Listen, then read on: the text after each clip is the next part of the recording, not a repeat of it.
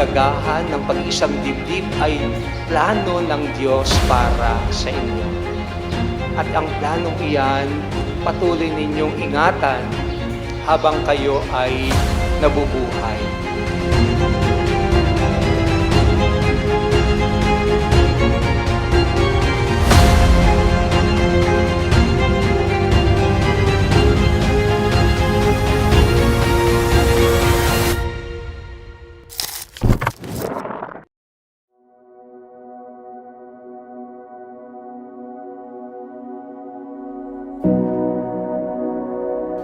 Una-muna sa lahat, magbati sa inyo ng congratulations, Adrian at Bernadette, sa inyong kasal ngayong bagong taon. Unang Friday sa month ng January at unang Friday sa taong 2019.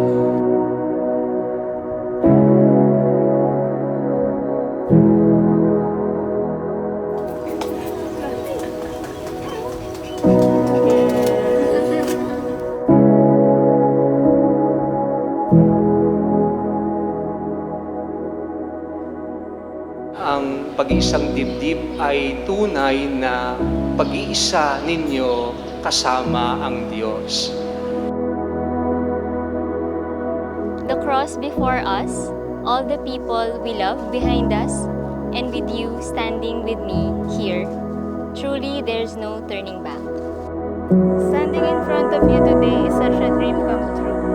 It was more than 12 years ago when you first told me na ako na yung gusto mong makasama habang buhay. Kinukwentuhan mo ako about our wedding day na para bang ang lapit-lapit na nun.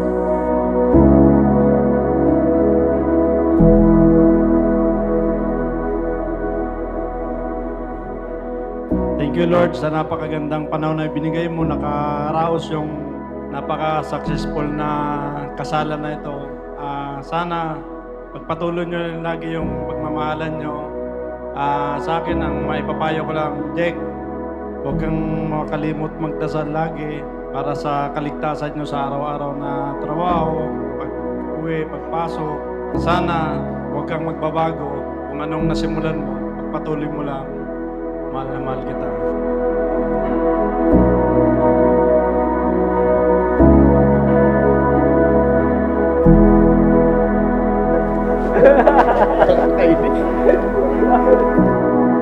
Natutuwa ako kasi parang feeling ko kaming tatlo magkakapatid ay nahanap ang aming mga prince.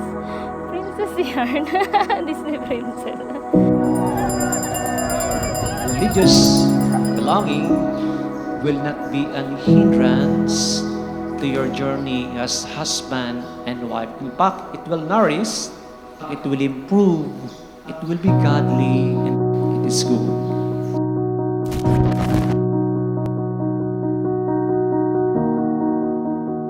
My wish for you, Angel and JM, you continue to grow together, grow in love together each and every day.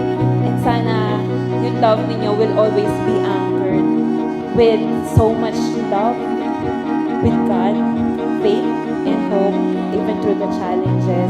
You continue pursuing each other every day.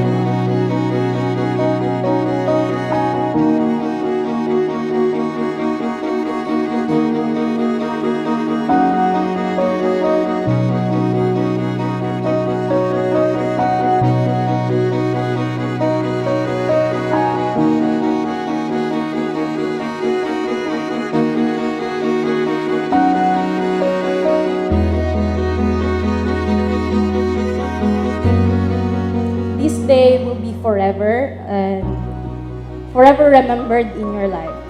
And I cannot be more happier to witness this wondrous occasion with you two. Every moment of your wedding day as Masters of Heaven. Enjoy the joy of being united with each other in the presence of the near and dear ones. Congratulations for finding each other in this beautiful journey of life.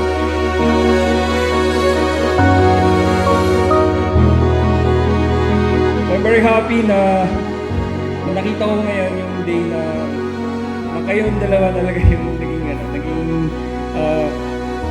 naging magkasama. So ayun, so praying for your forever.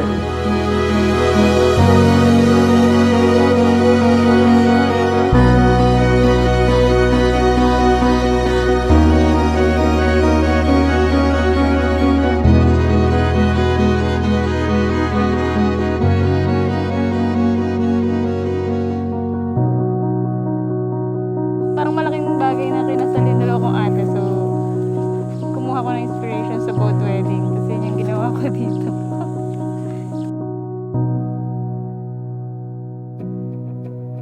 I am blessed to marry a man of God, someone who chooses a relationship over material things, someone who values family as much as I do, and someone who is committed to keep me and never let go. Burns, my love, I can't wait to marry you. Wow! May iPad ako! May totoo ba ito? Who would really have thought yung madalas kong kasabay tumayo sa bus pauwi nung college? Yung laging nag-o-offer ng sundo at hatid pag magkikita ang tropa. Yung laging nagyayaya mag-catch up sa McDo kahit kakagaling ko lang sa flight. Yung laging umu-order ng crab salad rolls ko nung pandemic. Yung laging nandyan makinig kahit lagi kong sinasabing busy ako. All along, ang bunga pala ng lahat ng lagi na yon ay pagwawagi. Left hand sa pa. Naiyak ako eh!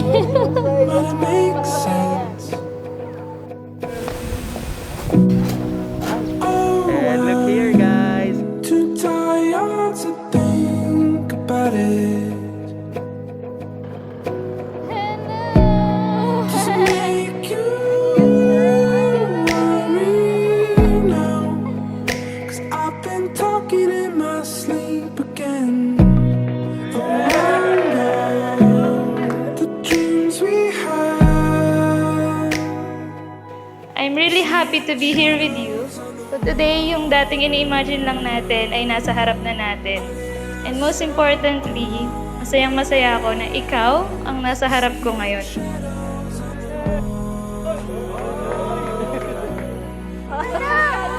Bakit rin mo? Wow! Dapat pa eh. Bakit Japan?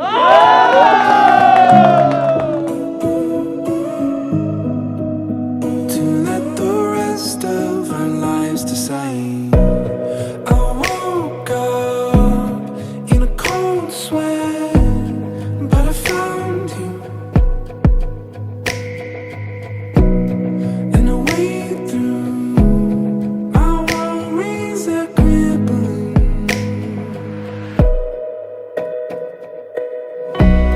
For crying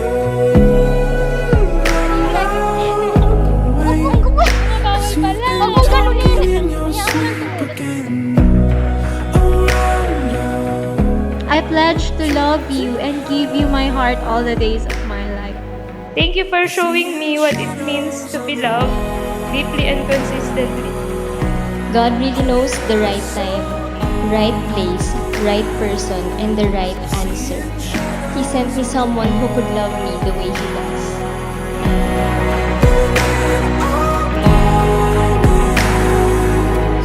Seeing shadows on the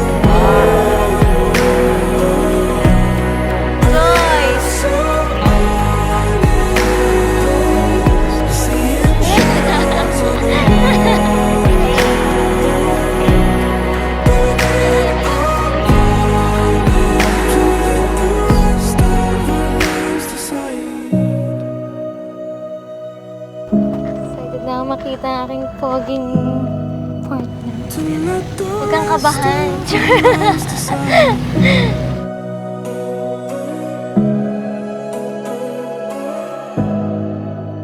to let the rest of our lives decide.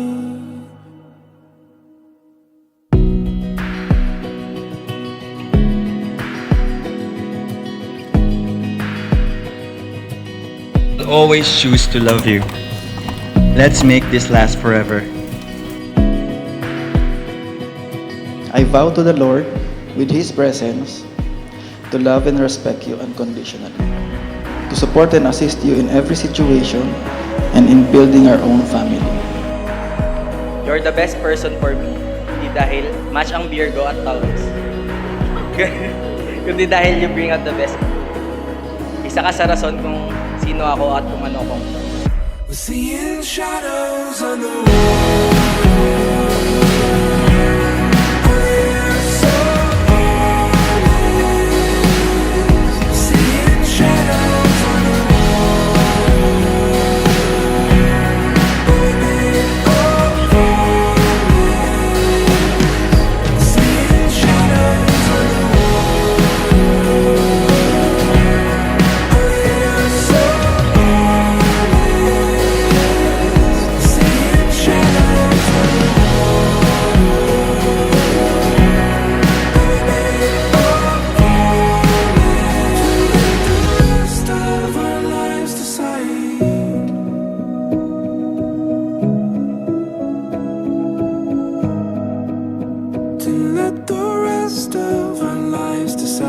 Feeling ko nananaginip ako, parang pangarap, parang dream come true para sa akin, pero paano pa kaya sa'yo?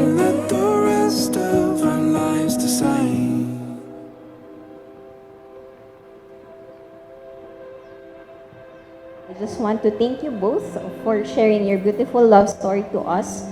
I know marriage is one of the complex stages of someone's life.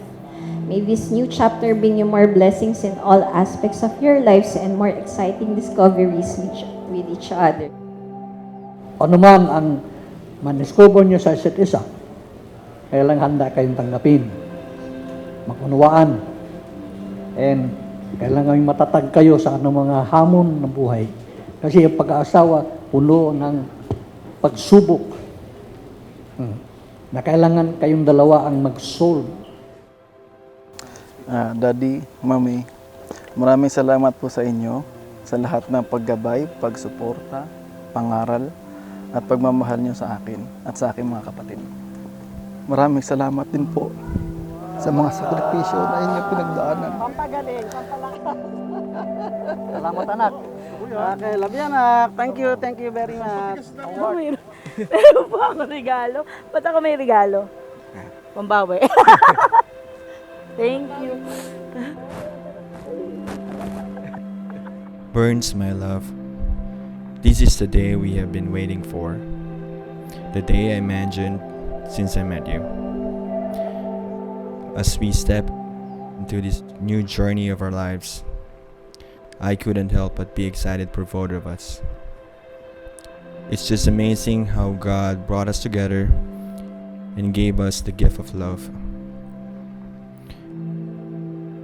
Ang masasabi ko lang, magmahalan kayo, respeto, intindihin niyo yung bawat isa, kung ano man yung mga hindi pagkakaunawaan, pag-usapan ka agad. Ang isang pagsasama ay hindi magiging matagumpay kung isang tao lamang ang nagsusumika para maging maganda ang kanilang pagsasama. Kaya ang masasabi ko sa kanila, kung may mga pagsubok, ito ay isang paraan lamang ng Diyos para lalong pagtibayan ng inyong pagsasama. Alam mo, ang kasal ay isang opsyon lang. Ang importante sa buhay niyong mag-asawa, naging nga kayong tulad ng nasabi na iba, magmahalan, magrespeto, magtiwala, mag-alalayan.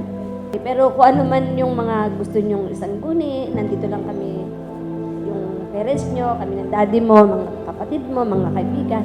Lahat kami nakasuporta sa inyo. Huwag kayong mahiyang magsabi kung ano man yung mga kailangan nyo. At maging magandang halimbawa kayo sa inyong magiging mga anak para maging mabuting tao din sila pag sila ay lumaki na at maging kalakasan, sandalan ng isa't isa. At in times of difficulties and trials, kayo pa rin namang dalawa. At kung may mga kahinaan, intindihin ng isa't isa at mahal namin kayong dalawa. Lagi ko naman kayong pinagdarasal na kung ano man ang mga plano nyo, anong gusto nyo sa buhay. Araw-araw pinagdarasal ko yan na maging successful kayo. Lalo na nga't mag-uumpisa kayong sa buhay ng kasawa. Starting to feel like myself again. Hearing forward motion, talking thinking it over. Standing on 2 feet again, in a fallen world here, starting over. In a more, saw you in a photograph, there looking at me. In a more, I saw you in a perfect light, there looking at me. I pray that you both keep the love that Jesus has given us, and may you be reminded it was Christ who put you together, reminding you always that love is strongest when it news. Sever memory again, able to replay it over and over. Better take another look, and maybe you and I will find we've already made it. In a more, saw you in a photograph, there looking at me. In a more, I saw you in a perfect light, there looking at me. The way you look at me. Saw you in a photograph, there looking at me. In a more, saw you in a photograph, there looking at me. I saw you in a perfect light, there looking at me. The way you look at me. Naalala mo yung napakalaking letter ko sa'yo nung 4th year high school tayo. Nakasulat na agad doon yung kasal natin. Na-imagine ko yung setup, flower arrangement, and church wedding natin. Imagine at the age of 16, hindi pa graduate at walang trabaho. Naisip na agad ang araw na ito. Na ikaw ang makakasama ko habang buhay. Over the years na magkakilala at pagkakaibigan natin, ikaw din pala ang bibigay sa akin ni Lord.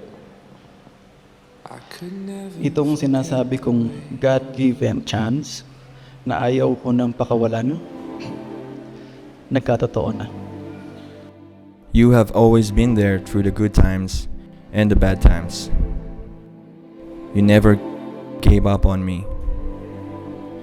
You have a wonderful heart, and you were always beautiful in my eyes. I may be lucky to have you, but I'd say I am so blessed to have you.